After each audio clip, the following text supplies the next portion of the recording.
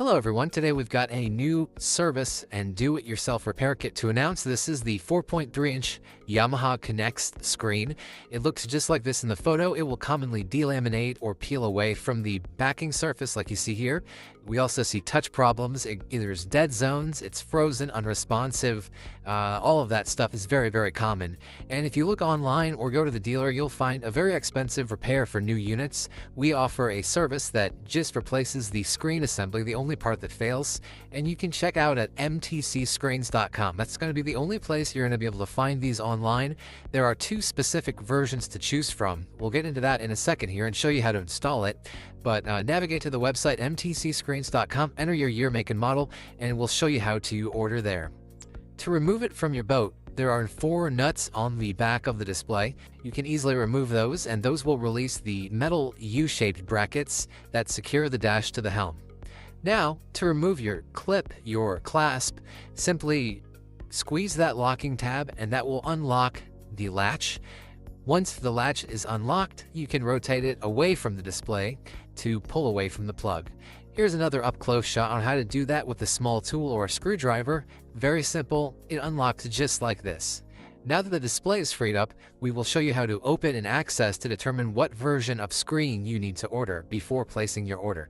Very important to check this before placing an order to avoid selecting the wrong thing and having to deal with returns. So first up, we need one tool, a T10 screwdriver. You can also use a bit driver as long as you don't apply too much torque. This is plastic and it can easily crack. So all you have to do is remove these 4 screws in the corners. Here we're going to show you at the first how to do it with a standard driver, but with the bit driver it makes the job much faster. These screws will be reused, so definitely keep track of them and put them in a safe place.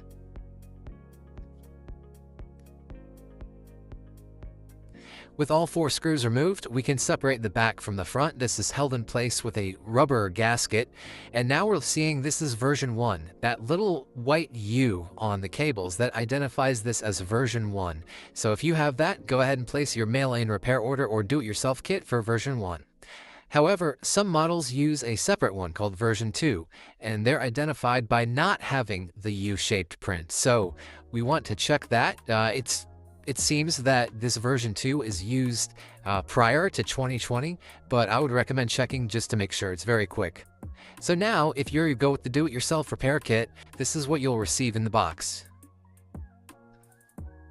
You'll have your upgraded replacement screen assembly. The touchscreen, the LCD comes as one unit. You'll have a couple handy repair tools that we'll show you how to use right now to replace your screen. All in all, it shouldn't take more than 10 to 15 minutes to install this. There's no programming, no dealer visits.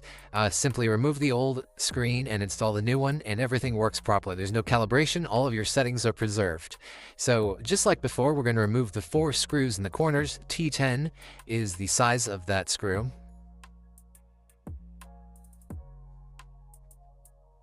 The back housing will lift away from the front part, secured with that rubber silicone gasket. Be careful here when you separate this. You don't want to rip or damage anything. So you're working with small electronics, be very gentle, and you can kind of orient the original screen just like this. So it's kind of flat on a table or a surface. And now we're going to zoom in and show you how to very, very carefully unlock these connectors. This is plastic. They are oftentimes brittle. Don't use too much force or you're going to damage the connector and have to order a new unit. So here, the importance is to be careful and precise. This little plastic tool is perfect size to unlock the orange smaller cable. Simply put it on the edges of the black lock and gently push down until it stops. Don't push too hard or it'll separate, and that will require a purchase of a new unit. It's not necessary. Next, move to the larger cable. It's a bit tighter, so you can use your finger to kind of unlock that. Try and be even with the pressure to kind of just pull it away from the receptacle, and then that will free up your cables. And that's it. So the opposite of the removal will be how you install it, but we'll show that now. But anyway, to install the new touchscreen assembly, we have to remove it from its plastic housing. So I recommend a heat gun. Apply heat to the black area of the screen to kind of soften that glue up.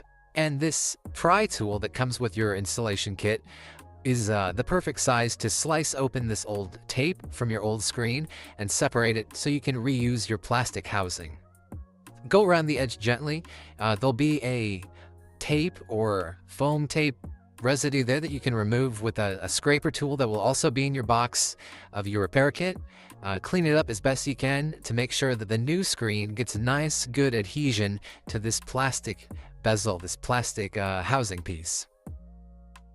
So now we can do a test fit to make sure we have the screen going in the right direction.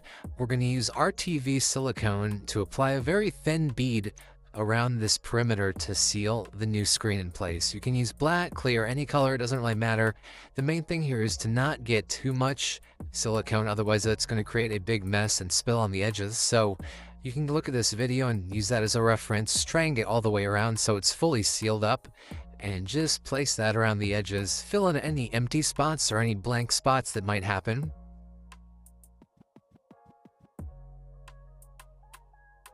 Probably just about 3 millimeters thickness is all you need. You can find RTV silicone any hardware store, any Walmart, Target, any AutoZone, any location like that will have it. Once that's installed, you can mount the screen. Take note that one side is wider than the other and it drops into the wider channel, just like you see there. Hold it in place and then leave this alone for about 24 hours until it is dried. The new screen's installed, and we simply have to reconnect the two cables, just like before.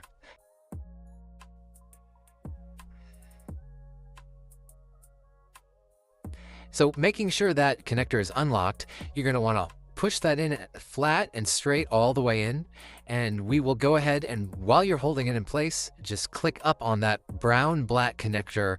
You'll see a white strip. That is where it should be. You should see that totally even and at the base of the connector if you got it in all the way. This is installed properly. So we can move on to the next one, and it's very, very similar. We're going to orient that small, thin cable in the connector. Use your little pliers to hold it in place, and while you're holding it securely, go ahead and lock that connector very gently. Don't overdo it with any too much force. You're going to break something. And now we have it connected. So go ahead and press the front housing over the back of the silicone gasket here. Tighten your screws just like before, and everything's done. If your touch is not working, that means that you either ordered the wrong part or have not installed the smaller cable properly, in which case go back in and open it and make sure it's resecured straight and in all the way. If your video is not showing, that means your big connector is not properly seated, so check that one. The most important thing here is to be gentle and be patient. Don't use too much force on these small electronics. If you're not comfortable working with small electronics like this, definitely send it in for the mail and repair service so you don't damage anything.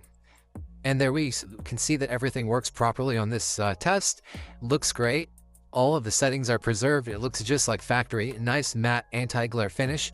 You can find these repair services at mtcscreens.com. This is the mail-in repair service or the DIY kit. Thanks for watching. Stay tuned for the 7-inch videos on the Yamaha Connext system.